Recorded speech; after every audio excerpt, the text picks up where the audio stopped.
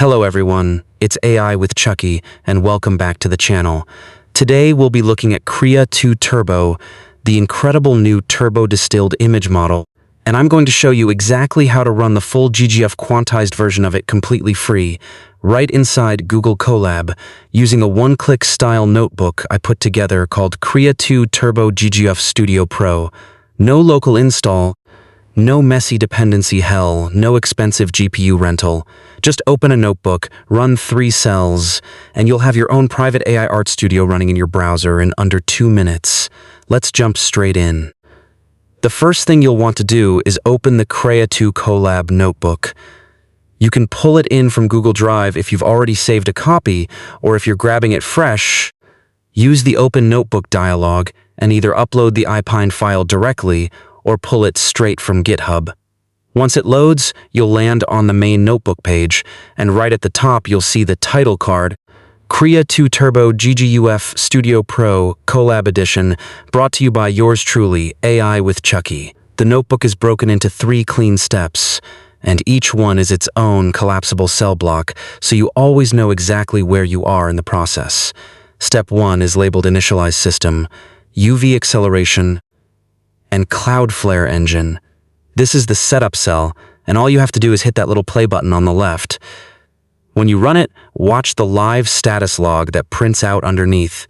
You'll see it working through a checklist.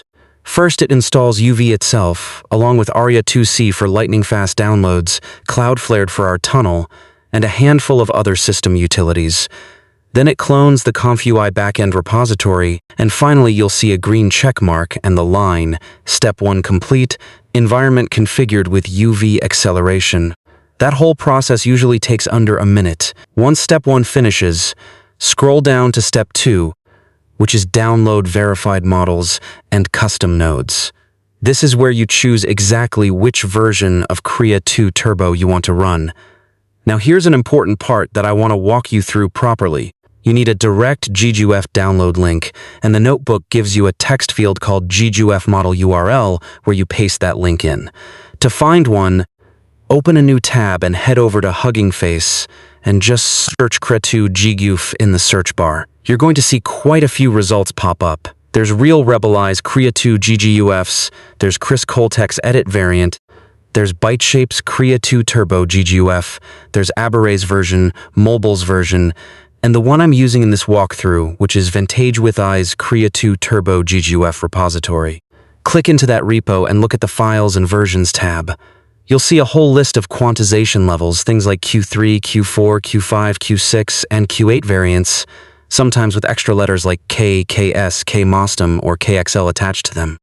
The simple way to think about this is that the lower the number, the smaller and faster the file, but the more quality you sacrifice, and the higher the number, the better the output fidelity, but the more VRAM and disk space it eats up. For most people running on a free Colab T4, I recommend sitting right in the middle, something like a Q5K AMOSCM or Q6K file, because it gives you a fantastic quality to speed trade-off without risking an out-of-memory crash.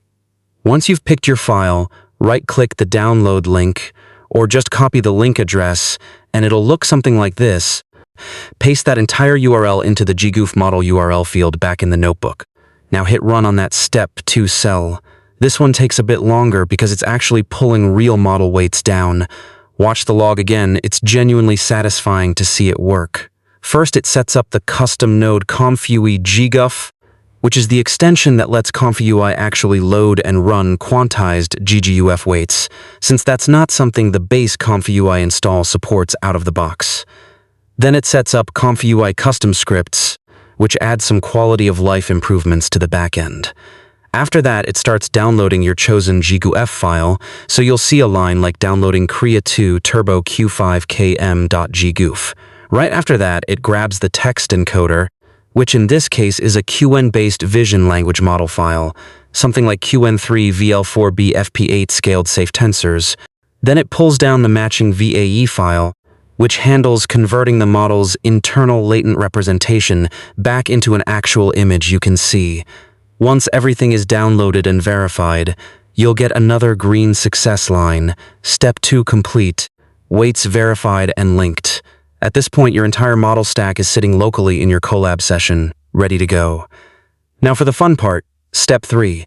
Launch enhanced Krea-2 Turbo Web Studio. Hit that run button and just sit back for about a minute while everything spins up. Then the really exciting part appears. A nicely formatted box that says Krea-2 Turbo Studio Pro Online. Choose any of the live access links below to open your studio. You'll get a primary link, which is a direct Cloudflare tunnel. There's also a backup link through local tunnel in case Cloudflare ever has issues. And that one comes with a numeric password displayed right there in the output, just in case you need it. Click on that primary link and it'll open in a new tab, and that's your studio. The interface itself is refreshingly simple. On the left, you've got your prompt box, where you type out a full description of the image you want. Right below it, there's an optional negative prompt box, where you list things you don't want to see. Below that is an aspect ratio and resolution dropdown. And for my first test, I just left it on the default 1:1 square at 1024 by 1024. Then you've got sliders for steps and CFG scale. Since Krea-2 is a turbo distilled model, you really don't need many steps at all. I ran mine at just 8 steps with a CFG scale of 1.0, and that's actually the whole point of turbo models. They're built to produce clean results in a fraction of the normal diffusion steps. There's also a seed field, which you can leave at -1 for a random seed every time, and a sampler dropdown, which I kept on Euler/simple since that pairs really nicely with turbo checkpoints. Once you're happy with your settings, hit the Generate Artwork button. For my first generation, I used the prompt, a high-resolution, surreal digital illustration showing a human hand holding a glowing martini glass surrounded by intricate neon ink doodles, clean, minimal dark background. You'll see the button change to synthesizing, and a circular timer along with a denoising latence progress bar shows you exactly where it's at in real time. On a free T4, this finished in under a minute, and the result was honestly gorgeous. This glowing, colorful martini glass wrapped in swirling neon line art against a moody, dark backdrop, exactly what I asked for. For my next few generations, I wanted something more photorealistic, so I actually opened up a separate document I keep of realistic female image prompts, generated with help from Gemini, and grabbed a few from there. The first was a tropical beach cafe scene, a candid photorealistic portrait of a 25-year-old woman sitting at an open-air beachfront cafe during golden hour, soft natural sunset lighting, relaxed linen shirt, holding an iced mango drink, shallow depth of field with tropical palm trees and ocean waves blurred in the background, high detail skin texture, shot on an 85mm lens at f1.8. I pasted that straight into the prompt box. Added anime, cartoon, blurry into the negative prompt field this time since we're going for realism, and hit generate again. A minute later, a beautifully lit, completely believable portrait appeared in the canvas. I repeated the same process with an amusement park at night prompt, featuring pink and cyan lighting, reflecting off her face, and a blurred Ferris wheel glowing in the background. And that one turned out just as convincing, with genuine candid emotion in the expression. I even pushed it further with a completely different kind of prompt, a macro photograph of a fantasy biome inside a water droplet resting on an emerald leaf, with vivid bioluminescent colors and shallow depth of field, just to show you how flexible this checkpoint really is across totally different styles.